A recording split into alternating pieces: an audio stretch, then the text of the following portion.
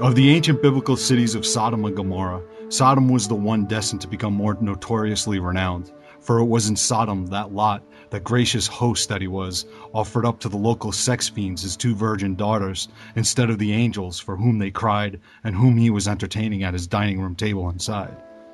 To be fair, Lot was probably trying to keep all that pristine angel ass all to himself when he pimped out his own kids. Evidently, it was the custom in that burg to ass rape anyone who stepped foot on its streets.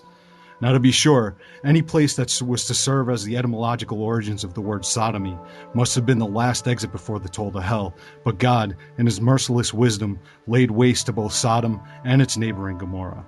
Surprisingly little is known, at least from this pop-modern perspective, about the little hamlet that lingered in the shadows of anal ecstasy, but something dark must have been going on there, for as the story goes, not a single righteous soul was found there, either. Flash forward a few millennia, and we find that Matteo Garrone in his widely acclaimed 2008 film Gomorrah sought for one such righteous soul with an unblinking, though slightly less merciless eye than the Lord. Filmed with a handheld savagery that could be termed cinema verite, the picture is reminiscent of the brilliant 2002 film City of God, and like that film, Garrone's picture weaves an intricate and immensely complex tableau of a community, nay a nation, maybe a planet, choking on the noxious fumes of the all-pervasive poisonous cloud called the mob. The film moves with blurring alacrity along a serpentine path of gangsterism, and as we try to get our bearings, Garrone's camera gives us glimpses of corruption at all levels, represented by a seemingly infinite compendium of characters. Among them we have a wet-eyed grocery delivery boy whose initiation entails being shot in the chest while wearing a makeshift bulletproof vest. We have the loose cannon teens who are hallucinating on the American movie romanticism of gangsterism while they quote Scarface and shoot machine guns in their underwear. We have the desperate middle management men who hold meaningless jobs in the syndicate and are trying to eke out an honest living, as exploited and hopeless and tragic as any Willie Loman or Ivan Ilyich or Gregor Samsa. We have the upper management white-collar thugs who are closing lucrative deals in waste management and making money hand over fist.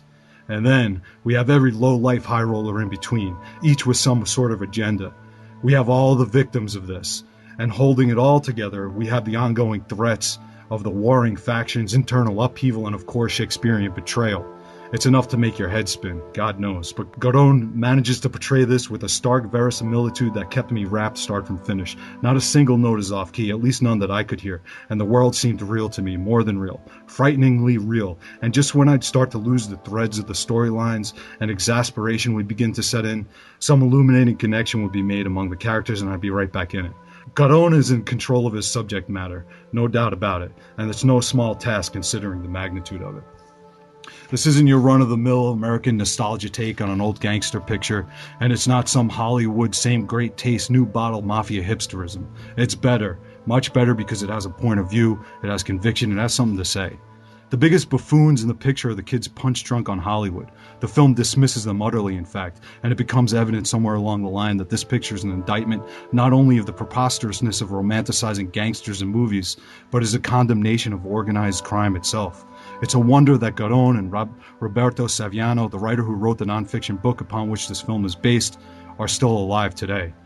There's a line in a Jane's Addiction song I never tire of quoting. The gang is a weapon that you trade your mind in for. And now it seems to me that crime is the disenfranchised underclass's natural reaction to political exploitation, an effort to recover by force what they couldn't recover by negotiation or by reason or by vote, the reclamation of the human dignity they've been stripped of by the ruling classes. When the scales tip too far one way, it starts to balance out, first with civil disobedience and petty crime, which escalates inevitably to organized uprisings. The uprisings are labeled criminal by the hypocritical ruling classes for obvious reasons, but let's call a spade here. These gang organizations eventually create the exact same conditions of exploitation and cruelty that caused them to pick up their weapon in the first place. And this hypocrisy is precisely what the gang weapon inhibits the gang member to think about. Another word for not thinking is stupidity, and it's stupid people indeed who, instead of trying to change an existing shitty condition, just want to be on the less shitty side of that same condition. New boss, same as the old one. And then there's the rest of us stupidly rooting for all this stupidity. While it's great fun to cheer for the underdog, the urchin who can pick up a gun and create an empire, the pauper who can whisper in JFK's ear, it's not so great when we consider the hypocrisies inherent in all the heroic romanticism we pour all over these fucking scum. Scum who make their bread by extortion and exploitation. This is the point of Garon's film. I'm not sure how much of an accident it was to have this anti-gangster picture closing out our gangster reverie here tonight, but I'm thankful it came along. As I've mentioned before, one of the greatest things about doing this show is that it provokes self-reflection. You dig for reasons why you're drawn to some things and why you have aversions to others. And I think I found two reasons why gangster romanticism has always been a bit unsettling to me. The first is easy and obvious and has something to do with the simple cronyism that pervades the shit-stained head of every North Jersey jerk-off.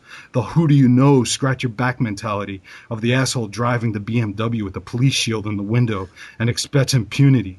The cop who takes the free coffees and bagels from the local deli with a wink and a nod. The pressing of a bill into a hand as if it entitles one to the service of a sultan. The sense of entitlement that every asshole with an Escalade has around here, as if they're in the know and command respect from everyone else because they're better than everyone else. Well, preferential treatment for one means iniquity for another.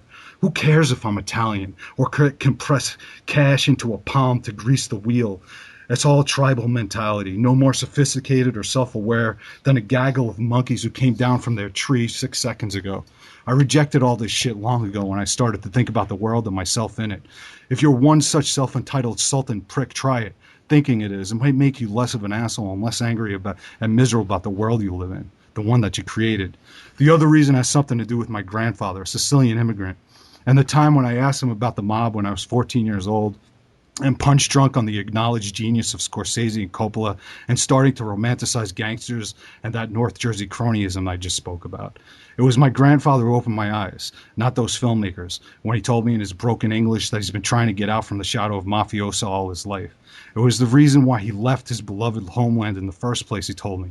And then, when I got here, on the docks, they come around, they do this, they do that, push around my friends, my boss, and what do I have to say? I say I don't know nothing, I don't see nothing. Even as a kid who was making gods of gangsters, this didn't seem right to me. This iniquity my grandfather lived with like a cancer. As an old man, a few months away from death, my grandfather got himself an audio recorder. He was blind by then. I suppose this was a way for him to pass the time. I can picture him at that big dinner table in the basement of the Bronx, talking into that thing for hours, while my grandmother cooked a meal that could bring a tear to a man's eye. I read the translation of those memoirs this week for the first time. I don't know why I'd never read them before. Maybe it was because I didn't want to destroy the experience of the first time reading them. Something untouched can live forever, maybe. Anyway, I read them, and on just about every page is the word mafia. And it's not a word mentioned in a way that's romantic or like it's something to cheer about. It's mentioned in the same way bigotry might be mentioned, or hate, or injustice, or rape. Little men with their pop guns and their dumb fucking power over people who are trying to live simply, to simply live. And in my grandfather's life, like the gangsters in Garon's film, these little men took the fruits of the people and dumped them on the side of the road as if they were stinking rotten. How'd the fruit of the land get rotten, you fucks? By the poisoned government, the poisoned criminal institutions. Here's another line from that same Jane song. The gang and the government, they're no different. And here's one from my mouth. Fuck all you little men and your meaningless gangs and your monolithic stupidity. But I digress, and widely so. So I need to get us back into the ballpark of film analysis here. How about with the criticism of Gomorrah? Truffaut said that you can't truly make an anti-war film if you show bombs going off, because the cinema romanticizes everything it shows. If you apply that principle here, I suppose it can be argued that this really can't be an anti-gang film, because it can't help but romanticize the very thing it's condemning. We're talking Gomorrah from 2008. Joe, thanks a lot for your review. Are you all right? Yeah, good, man. Yeah? You seem to get a little emotional there. Yeah, it's tough, man. I mean, I love my grandfather a lot, man. So thinking about him, it's, makes me a little bit emotional. So you think that this is, as close as you could get to an anti-mafia film? I think it certainly is a condemnation and an indictment of the gang, organized crime for sure. I mean, did you not read it like that? I honestly had a really hard time reading this movie, period. I did. And, I don't know what it is about these films from Italy, but I really have a hard time. Yeah, I I figured you guys. really, really, I mean, going back to, our little visit with Fellini, and, I remember our discussion with we talked about Argento on a Horror Palace show back in the day, I guess. I just felt nothing but disconnect, man, the whole time I was watching this movie. I couldn't focus. I couldn't get into it. There's a lot going on, man. And I said in the And earlier that's, part of yeah. our review, it's almost mind numbing how much is going on. I know, and I respect that, and I could get into things like that, but I just had a hard time focusing when I was watching this movie. And I think Max said something earlier. He had to watch it in 2 bits. I think I watched it in one afternoon, but like I had to stop it like twice and just like take a walk around my apartment and just like do something else and then go back into it. I don't want to sit here and say anything bad about the film. Well, why not, man? If you didn't like the film, you didn't like the film. Because I don't like it, but I didn't. It's not like I don't like it because it's a poorly made film. I can't say that. I don't think I could say that. I just felt that I couldn't focus in on anything. I don't know why. The only thing that I was attracted to, oddly enough, and I don't know why, but was the two kids who romanticized the notion of being in the mafia. Right. I could get into a whole movie just about those two. Right. But everything else, I couldn't get behind. Well, did you have expectations for the film going into it? Well, I've always wanted to see it. I know it's been on my list for. Did you expect it to be a gangster film, like in the typical gangster type of film? No. Anytime I'm watching a film anywhere that's not from the United States of America, I don't have those expectations. I definitely knew I was in for something different. Okay. I've heard nothing but amazing things about this film. People adore this movie. It's not for me, dude. Like the same thing with Argento, the same thing with Fellini. We do have 2 other co-hosts with us, Max Cook and Billy. Max, is this the first time you watched this movie, or had you seen it before? I mean, what are you feeling? I mean, you're a fan of the genre like me. I started this film when it first hit Netflix, and I turned it off after a half hour. And then when I was assigned it, I relatively suffered through it. But now that I've heard Joe's review, I understand his emotional connection to his grandfather. Mm-hmm. And it almost makes me feel like, gosh, if I was Italian and if I had family who were immigrants and if I had that kind of experience, right, I might have a more emotional connection to this film, which is a little isolating. But honestly, you want to slap Martin Scorsese Presents. It's like slapping David Lynch Presents Crumb. I mean, Martin Scorsese Presents means nothing. This film, for me, was inadequate. I felt that Harmony Korine could have done a better job making me relate to these characters. Right. I felt that in 2 hours and 17 minutes, I didn't feel anything until the hour and 60-minute mark when those boys had to go complete their final task. Right. However, listening to Joe, I think to myself, gosh, this guy has had a real emotional response to this. And I think it's because, correct me if I'm wrong, Joe, I think you have a real resentment of the American portrayal of Italians as gangsters, whatever. But I think a lot of films have succeeded in not portraying Italians as gangsters. And I just felt that this film, there was no one I could relate to. There was no one I had an emotional connection to. It did feel very, I guess, Fellini-esque in many ways, but it was a lot of weird, bodies running around to really bad music in jerseys. I mean, I had no emotional connection to the film at all. I didn't give a fuck if anyone died. I didn't give a shit if anyone was shot.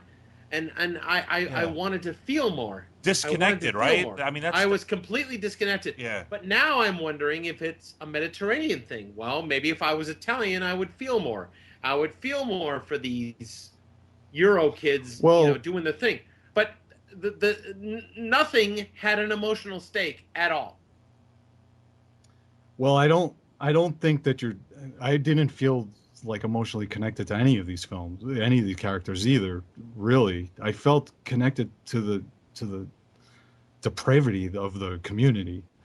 Like I don't think it's not a hero's journey. Obviously, you're not following a hero on a quest to go and conquer, the mob boss or anything like that. It's a slice of life look into realism, look into a community that's suffering under a cancer, a sickness, a disease, so is it a documentary or is it a cinematic experience? Is it well documentaries are cinematic experiences, but I think that obviously it's based on a nonfiction book, so it's oh my god, who wrote this book?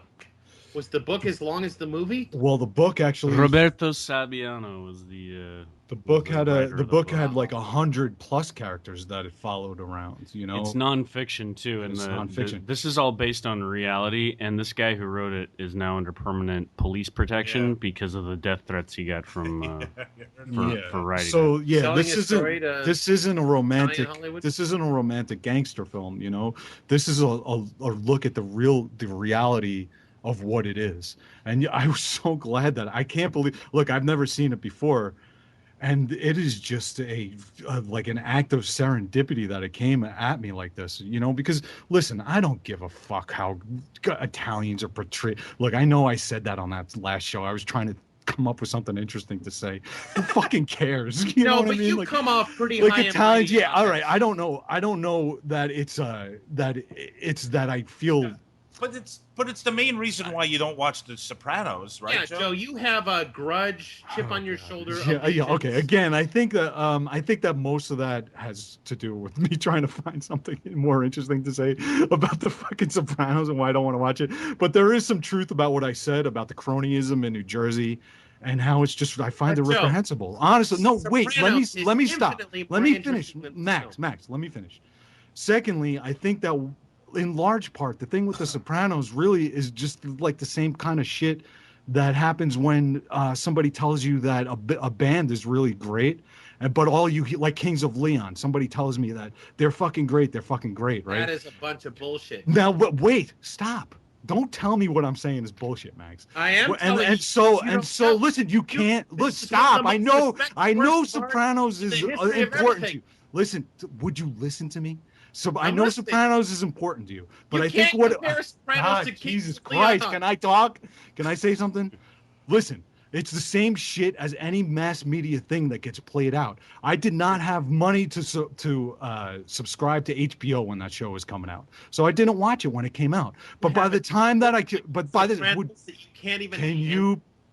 It is beyond your comprehension. So can I please Yes, speak? you can. So by the time that it came around 10 years later, I've heard so much. I've heard the Kings of Leon so many fucking times. I've heard about the Kings of Leon because you're not hearing what I'm saying. Because it's something that just gets played out by the media and the hype drowns it out to the point that I can't even see it and I don't want to see it. So when it comes time for me to look at, would you listen? So when it comes time for me to choose between and I'm making an analogy here, okay? It's not a direct analogy, but it would come time for me to pick the band of the song that I'm so fucking sick of because I've heard of it 7 million times, or a band that I'm sort of interested in. I'm going to pick that other band that I haven't heard every time. So when I see The Sopranos sitting on my shelf, I'm so fucking sick of it. I don't even want to put it into my DVD player.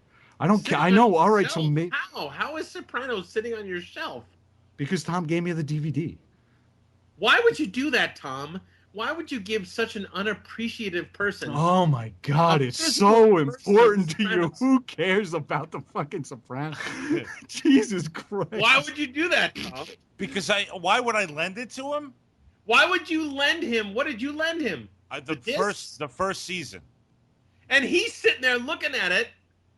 And the last thing I want to do, you know what? There's 100 movies on my Netflix DVD instant queue right now. I'd rather watch every single one of them before I watch that fucking Sopranos. I'll be But honest. why? Why? Look, rewind the review, and you can, and Yeah, that's fair part enough. of the reason. And by the way, Max, I think he's seriously, honestly, John, there's not even a John. John, who the fuck is John?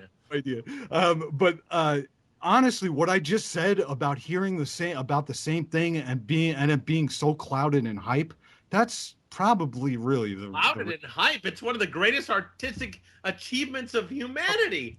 Okay, great. So I can never see that. Well, why do you dismiss it like that, Joe? That's not fair to you. Dismiss it. Okay, so I missed out on it. Joe, you're coming off like a prick, dude. Oh God, you guys are coming off like babies. Who cares if I like The Sopranos or not? Nobody's being a baby. Hey, listen, I kind of understand what you're saying in the sense that I think, and Max, you should be able to relate to this because I think you were saying something similar, and just to stay on gangster films, you've always said something similar to what Joe's saying about The Sopranos when it comes to The Usual Suspects. Yes, and Breaking Bad. Right. Hey, there you go. Another good example. You know, everyone's jerking off to this Breaking Bad. I want to kill myself. It makes me never want to see Breaking Bad. So there you go. Then maybe. Go. So you should understand what Joe's saying a little bit. But it's not what he wants to hear. That's what the problem. That's different, right? Hey, listen, we're going to get back to all this nonsense, but I do want to hear what Billy has to say about Gomorrah. Billy, this whole situation, Tom, reminds me of the differences between Anakin Skywalker and Obi-Wan Kenobi. There's a philosophical divide between Max and Joe, and it's never going to be bridged. It's going to end in a lightsaber battle over, metaphorically speaking, of course. Yeah. Joe, thank you. that was one of the most beautiful pieces of prose you've written in a long time. That was awesome, man. It's very difficult for me. See, this is my problem with the gangster movie thing and mafioso in particular, is that I never was a fan of mafia movies, and the first time I ever had a serious conversation about them was with Joe. So he wow. So there's it's just not real to me, man. I grew up in a fucking desert town full of rattlesnakes and horses in the California outlands, right?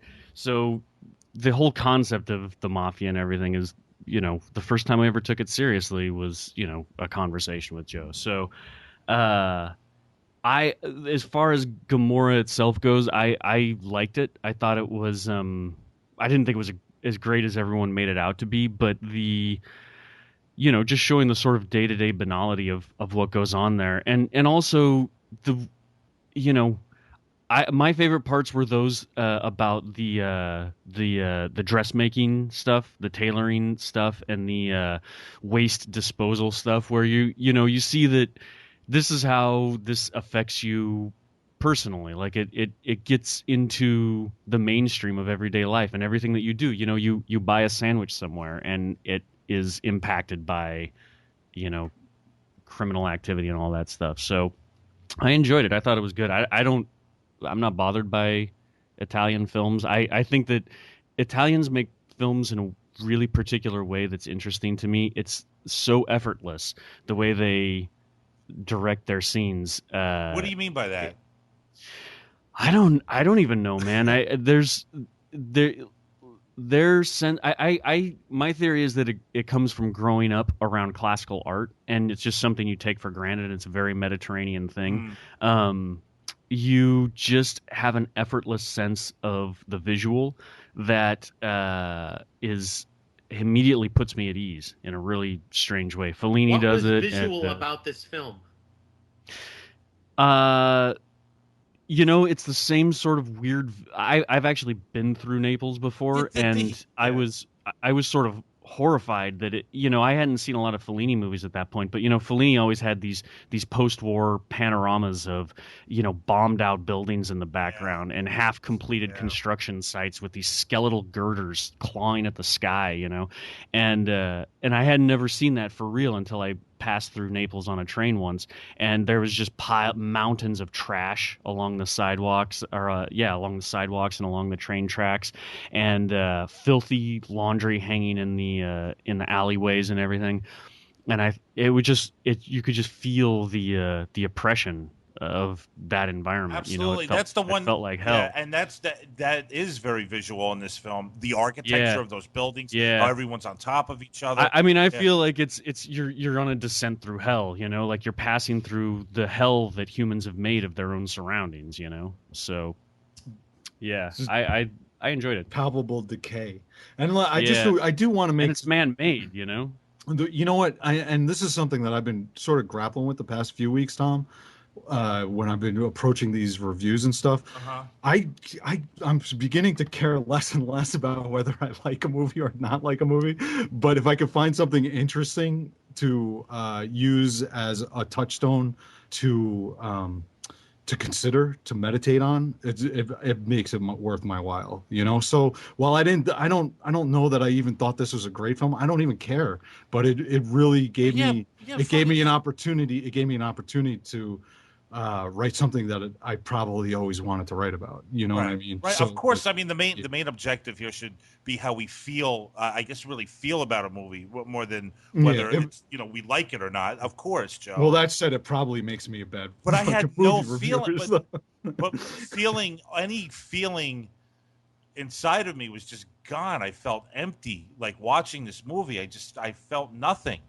Yeah. Nothing. I mean, you didn't feel a sense of decay and corruption? No. Oddly, no. No matter how stunning it was to look at that town and that area, you know, I just couldn't. There was just nothing there. I think, Max, you feel the same way as I do about this. Joe, I love that you use Gomorrah to write one of the most poetic, beautiful expressions of love to your grandfather.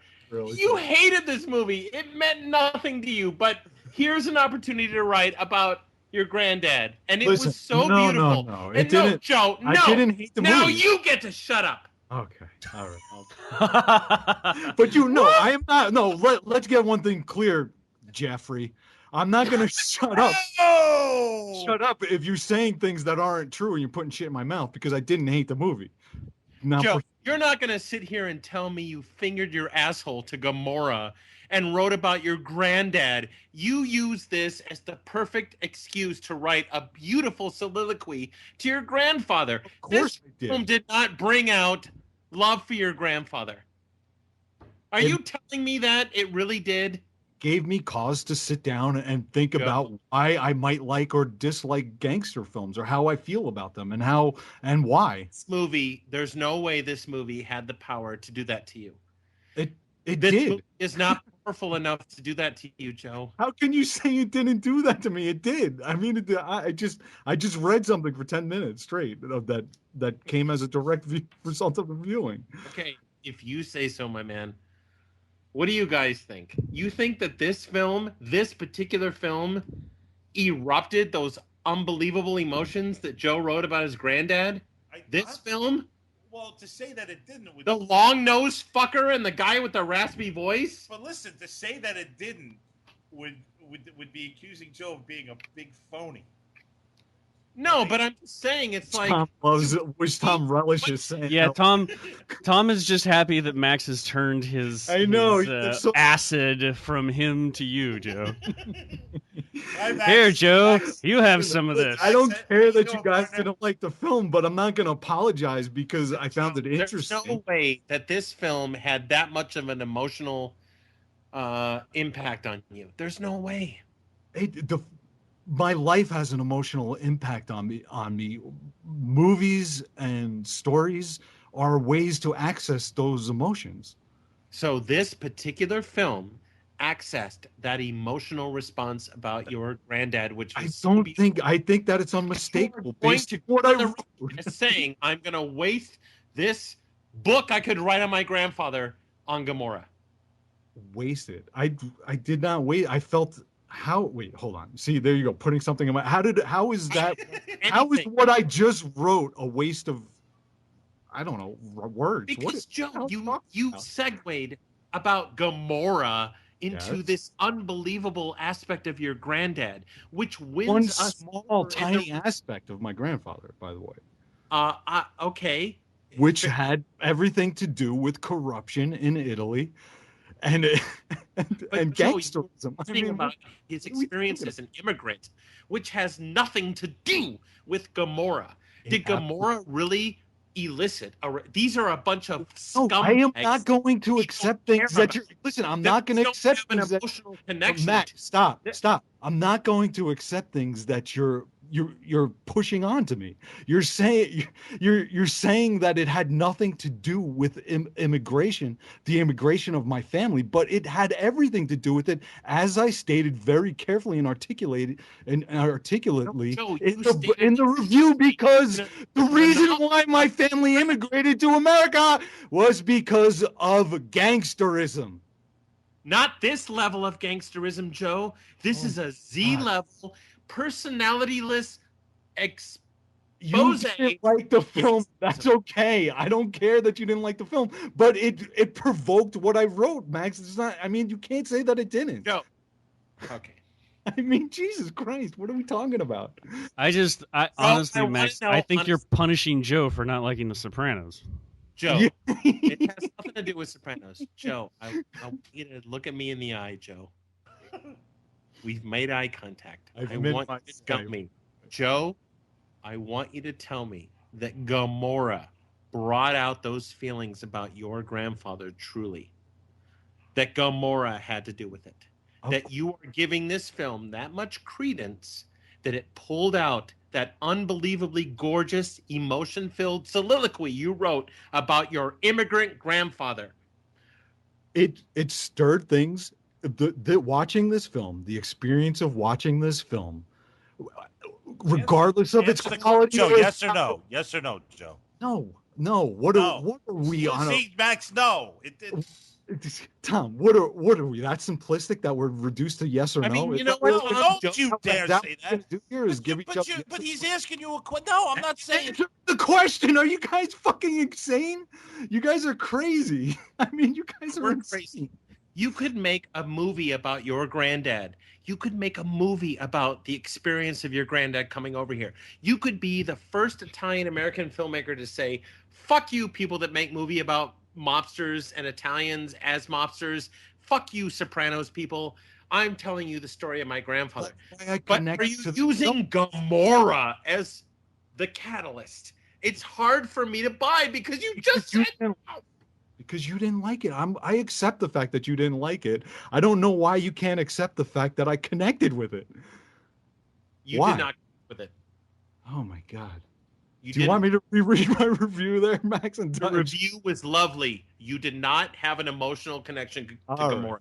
All right, use Gomorrah as a what is it? What is it when you have a direct line to something? It's a catalyst. You summed up the granddad stuff. But you didn't really have an emotional connection to this film. You didn't. Why is he insisting? I don't know. Why is he, Billy? You think it's about The Sopranos? I have no idea what the fuck is happening tonight. I think he. I'm not really sure, but I think he's trying to like your reaction to West of Memphis. He's trying to correlate with Joe's reaction to Gomorrah somehow. Like, hey, that's actually insightful. Yeah, I think that's what's going on here. But I do think a hair got up Max's ass somewhere in here, and he's Max. I'm sorry. I think there's a personal thing going on in here somewhere. I don't know what it is though. It's been very personal all night, Billy. Yeah, something's going on. Something is going on. Yeah. Yeah. He's always got everyone at a disadvantage though, because he's always on the offense, and he's got everyone back on their heels all the time. And as soon as you go on the offense, right, he's like, yeah, I really can't talk about that on the air. Yeah, and then he gets paranoid whether it's being recorded or not. He's like, no one's recording this, right? Yeah, I just think while the break there was something that you didn't want to talk about, Max. But I think everything else is fair game. I think Joe is so much better than using Gomorrah as a catalyst for his feelings for his granddad. That's all I'm saying.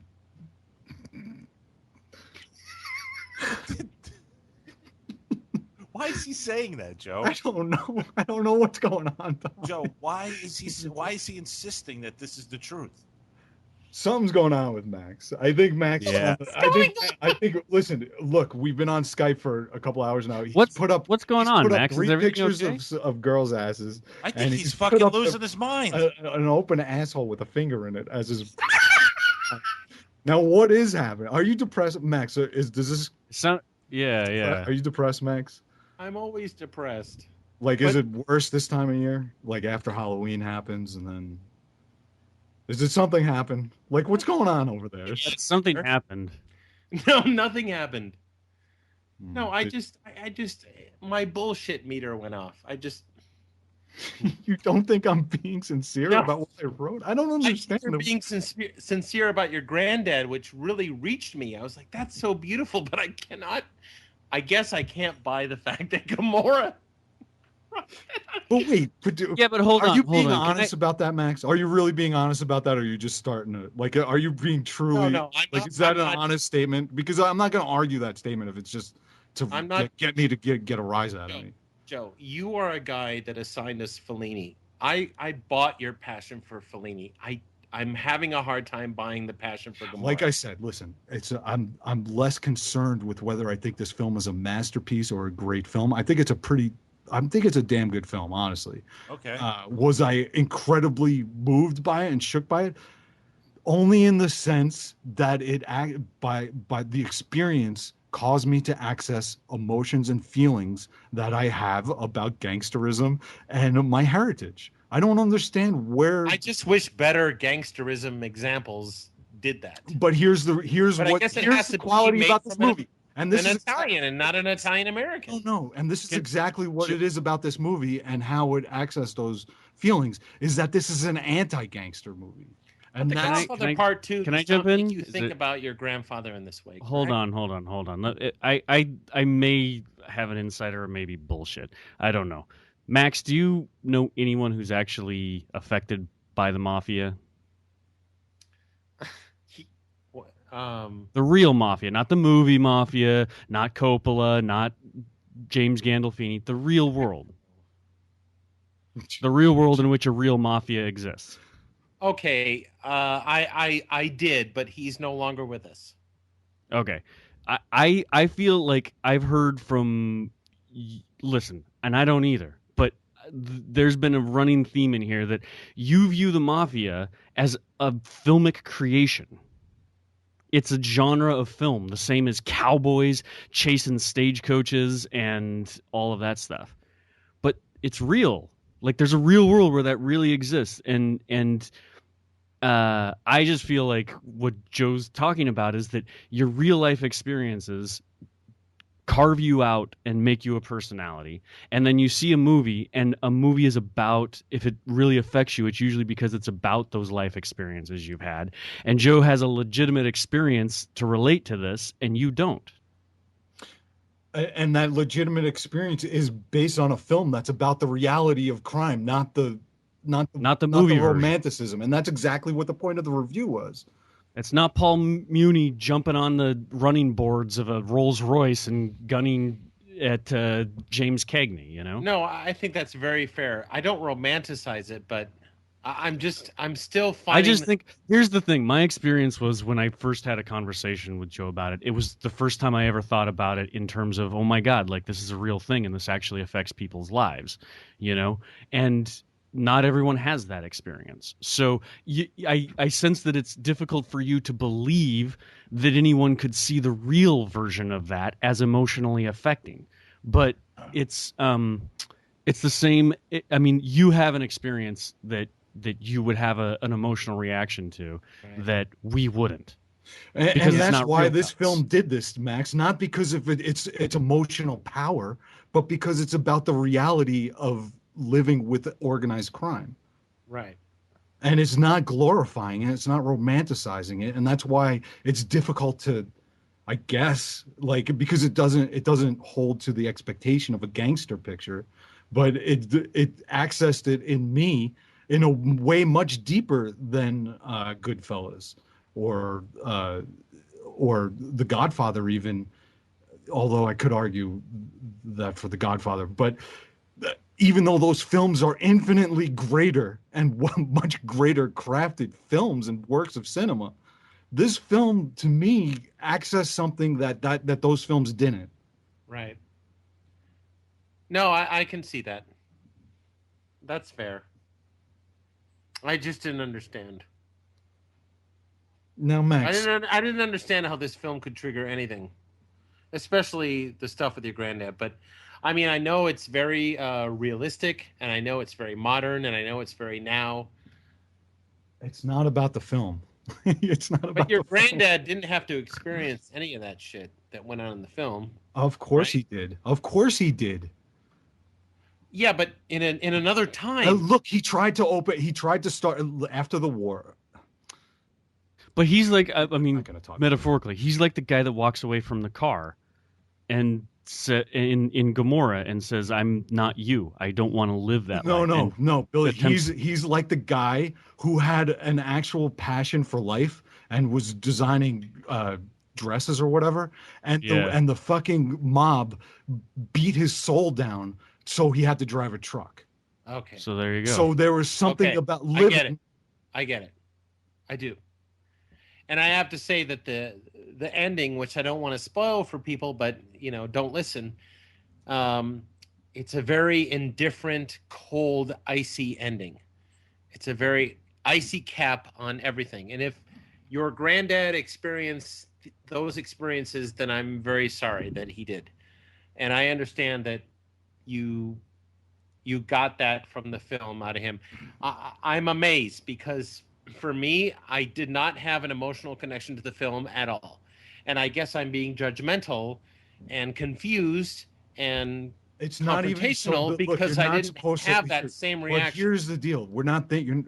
I don't want to say you're not thinking about it correctly, but you're not supposed to have an emotional connection with the film, with the characters in the film. Not like Ray Liotta in Goodfellas or Al Pacino in The Godfather, but it's a. What it did for me on an emotional level was allow me to connect with the emotion that I had within myself. Not Right. that it was being pushed onto me because I was empathizing with the hero in the film. It's a different type of film. That's all. Right. I mean, and you can't think of it in the same terms as the way that you would think about Bugsy. So I mean, Right. like it's a different sort of film. I mean, But not to mention like the that. fact that I'm very envious that you all get to be Italian and I don't. I mean, I'm a white guy. I have no credence. I have no allegiance to race or anything. And I feel like it's so funny. My stepdad was Jewish, and for a while I felt allegiance to the Jews, but not really. But like, you get to have a creed. You get to have a genre based around your people, even though you find it offensive. I'm just a boring Congratulations, Joe. Did I Yeah. get out of it? It's like being an American Indian and being proud of I know. Look, they make movies about you all the I time. don't You get change- to write passionate speeches about my grandfather, my drunk, dead Irish granddad. Well, why not? So what is this based on now? This whole thing has been based on mere jealousy? Everything. That's great. I'm jealous that you're exploited on film and my people. No, you've made it in America when they create racist stereotypes of you. Listen, I will say this about what Scorsese and Coppola were doing, and people were actually making great gangster films. I love that that they were able to that they loved the art form so much that they were able to take their community and their ethnicity and the things that they loved in their life and translate it into something that as beautiful as Mean Streets. I mean, there's a lot of passion and beauty in that, man. I mean, it's wonderful to watch, like even that Raging Bull, and see them sitting around that table. And I mean, I'm so see, and that's it, Max. Like that scene, the scene where De Niro's yelling out the window, "You fucking animal!" This and that, out the Bronx. Look, my family's from a few blocks away from that, so that's a film where I look at and I'm emotionally connected to the scene and the characters in that film because that's my fucking uncle, you know? Those are my cousins and shit. So, like, it's a very But how beautiful could you do scene. that for Raging Bull and not do the same thing for The Sopranos? Oh my God. You could do that for Raging Bull, Joe. Because, well, I don't. Okay, and don't tell me that Raging Bull has. How many times Hold do I on. need Do you guys to realize explain how? it? Do you right? You realize So every time you. silly. I'm just Wait, saying. wait, no, hold on.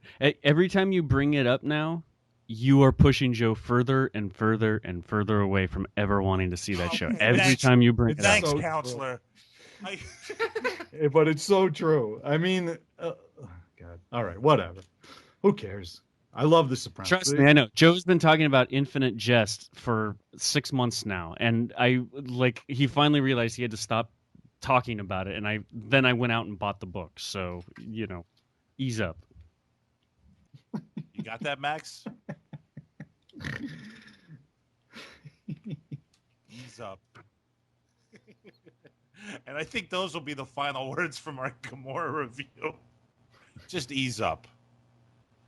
For our next episode, we'll all be recording in the same living room. We'll all be handed shotguns, and just see what happens, man. Season finale. I love you guys, and I love The Sopranos and James Gandolfini. I love them all. I especially love Drea Di Matteo. Yes, Drea I love her. Michael Imperioli, they're my pals. I love them. I love it. Thank you for bringing them into my life, Tom. You're welcome. No problem. Anytime I can help, just let me know. Thank you. I'm always here. Not a problem. What happened? I was peeing. Oh! You got up and left the microphone and went to go pee? I'm sorry. I didn't want to interrupt anything. I had to make water. Oh. But I'm back. What happened? Joe said he loved you.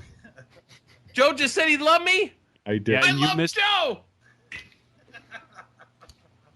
Oh, say it again, Joe. I love you, Max. I love you too, baby. I love you more when you're being James Gandolfini, honestly. That is true. It's definitely true. Gentlemen. Silence. Max is on something tonight. Something's happening with Max over there. We're just learning some very odd things about Max tonight. He's in a rare mood. Max, is everything okay, my friend? Wow, come on. You're going to bring up Gandolfini? I'm going to get a little emotional. I hear you. I'm not ready to deal with it all yet. I mean, It's still bothering you. Yeah, this guy, this guy. I understand feeling good and filling your body with things that make you feel good. I get it. But it's just so sad. And everyone's telling me, have you seen Enough Said? That's the film he's in with Louis Dreyfus. And was that released? Yeah, it's been out for a while, and I'm like, I'm not ready. And they're like, what do you mean? Don't you want to go see it? And I don't. That's the whole thing. And it's not a sycophantic actor thing. I don't know what it is. Some kind of weird soul connection or something. I don't know. Strange. Let me ask you, Max, did you like Romance and Cigarettes? I rented it. But I wasn't crazy about it. I liked the scene with Bill Murray and the two black dudes. I thought that was the best part of the whole thing. That was Coffee and Cigarettes. That's Jarmusch, yeah. Oh, you're talking Romance about the and Cigarettes. musical. I'm sorry. Gandolfini and Susan Sarandon. I didn't get John it. Turturro's movie. Oh yeah. Oh gosh, I did rent that. I didn't get it. Yeah, I thought he was great in that. Oh, he's great in everything. But if that's the thing that you guys are seeing him in, it's too bad. Oh. It's too bad you're not seeing him as Tony. It's too bad you're not seeing not a show about mobsters or mafia, or it's a show about family and family dysfunction. It's a show about a guy that's trying so hard to be good, even though he's terrible, even though he has no ability to love, even though he's so turned off to to good things and he's not allowing goodness into his life. I mean, gosh, that's what the show's about. It's not about fucking mafia shit. It's not back scratching or whatever the hell that monkey ape shit you're talking about is. It's about a guy who cannot fucking enjoy existing. And it permeates everything that he does. And he has to go to... I mean, how many... This is not analyze that. How many La Cosa Nostra figures go to therapy to try to work out their shit? And then, you know what? They're impure enough and they're fucked up enough to fall in love with their therapist and then wind up hating their therapist. I mean, it's a very therapeutic, cathartic show. It's a very spiritual show, very mystical. And all of these shows that people jerk off to, I'm like you, Joe. I don't want to see Breaking Bad. I will eventually. I will cave. But I don't want to see this show because everyone's jerking off over it and loving it so much. But there wouldn't be a Breaking Bad without this show. That's all. I just know that you're a great appreciator of art, but I also know you have this weird Italian-American block or something, or I grew up with these guys, so I don't need to see it. This whole Jersey thing. But it goes beyond that, man. It's mystical. It's mystical, Joe. I mean, and that's, of course. That's listen, where my disappointment is, because I know that you're a mystical guy. It means a lot to you. And you know what? I know that your intention... I'm sorry. It's my own small-mindedness. It's my own small-mindedness. Don't apologize, Joe. Don't apologize. I know that it means a lot to him, and I can appreciate that he wants to share something that means a lot to him. That's all. I mean, I get it. I do. But I can't see it for what it is. I would say that if you had to watch anything, I would just say, start on this man's journey. Try to get through season 1 because it's very uneven. Yes, it is. Get into his stuff. Get into his struggles. Get into his obstacles. And you're suddenly going to feel them and absorb them as your obstacles. And you're going to decide, how would I solve this problem? How many fucking assholes do we have in our lives? How many hateful motherfuckers come along in our lives that we have to deal with on a daily fucking basis that affect our livelihood, that affect the way we try to enjoy ourselves on a Sunday afternoon. A Sunday afternoon is ruined by characters in this series. A Sunday afternoon barbecuing with the family. You can't appreciate your family because you're too concerned with this prick over here who's ruining everything for you. And all you're trying to do is flip the sausages. It's not an Italian thing. It's a universal thing. Sounds like what goes on here on the cutting room, Joe. Yeah. Just trying to review some movies, and look what happens. This prick. All right, I'm going to make a promise. Right, I'm going to make a promise. No, enough with the promises. All right, you tell us when you do it. Why? I will think about maybe watching it. I promise to maybe think about possibly considering. Oh God, who cares about the fucking Sopranos? God, Jesus Christ, leave me alone. On my deathbed, somebody's gonna be shoving it in my fucking face. Who else is shoving it? You know what, Joe? You should love it. You should love that people care so much what you think. Yes, exactly. That's the thing that's exciting. I know. I just said that. I just said it. I just said I'm sorry because I know it means a lot to you. All right. How many people give a shit what you think? I don't care. I don't know why. I wish you would stop thinking and caring what I think. Gentlemen, I'm going to sign off now. It's been lovely. I've had a fantastic evening. Thank you for illuminating the subtle cinematic nuances of the gangster film genre, and it's been lovely. All right, Billy. We'll see you next time. We'll see you on the season finale. I'll see you on the season finale. All right. And you. All right. Good night, guys. Oh, later, Billy. All right. We just lost Billy. We're going to end the show. Oh my I mean, God. how can we go on without him? Honestly. That is such a dick move. Why does he do that? I'll be thinking about that for the next 24 hours. But in the meantime, let me end the show. The Cutting Room Movie Podcast is brought to you by Christiana Productions and New Media Limited. The show is edited and co-produced by Joseph Schreck and produced by Thomas Detloff and Joe Christiana. You can follow us on Facebook at the Cutting Room fan page and follow me on Twitter, Thomas Detloff, at Cutting Room Show. You can also check out Joe's film work at ChristianaProductions.com, and Max's Bowler Hat Productions and his Mimosa Podcast Show at MaxCookandTheCounselor.com.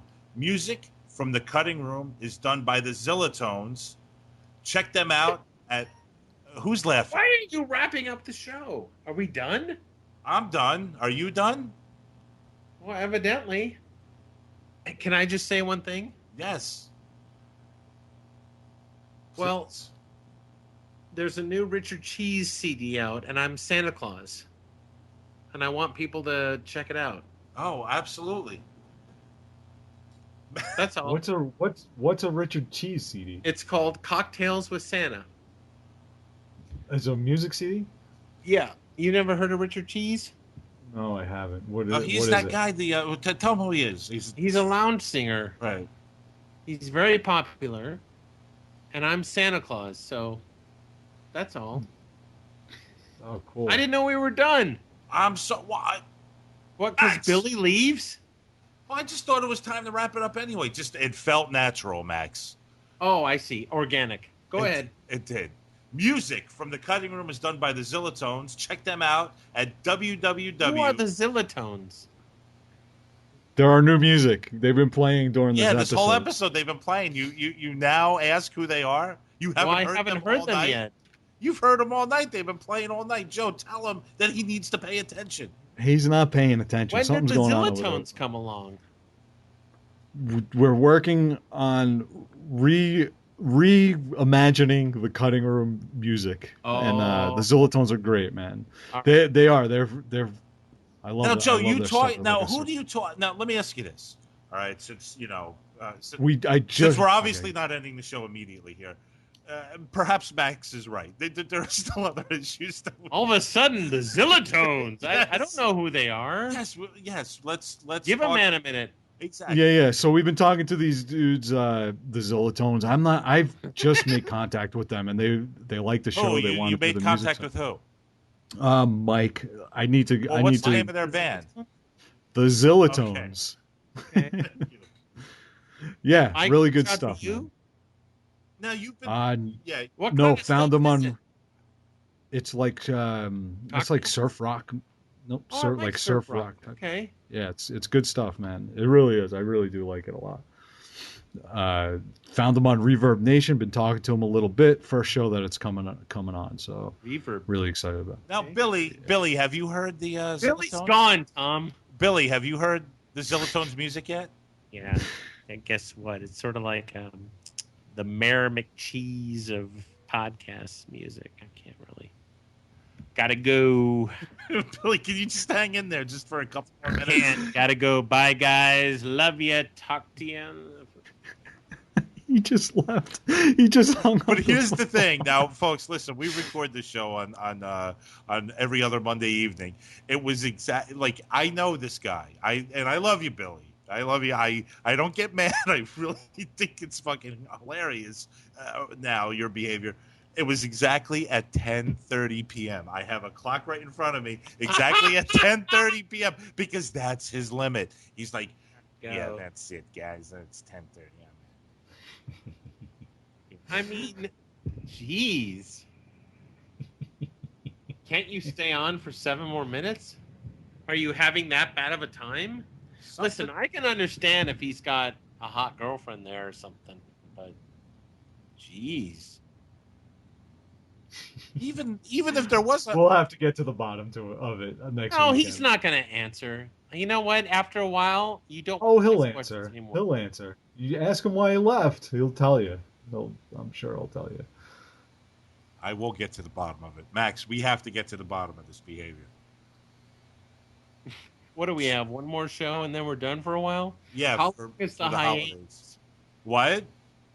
How long is the hiatus? December, January, and then we'll come back in February. Oh, okay, cool. That's fair. Our next episode will be out on Thursday, November 28th, and our theme will be family road trips. We will review the 1940 classic, The Grapes of Wrath, the 1983 legendary comedy, National Lampoon's Vacation, and the 2013 film As I Lay Dying. It will be turkey, stuffing, family, and the Cutting Room Movie Podcast. Until then, we are over. We are out. Tune in next time to satisfy more of your strange desires. The Cutting Room Movie Podcast. We do chicken right.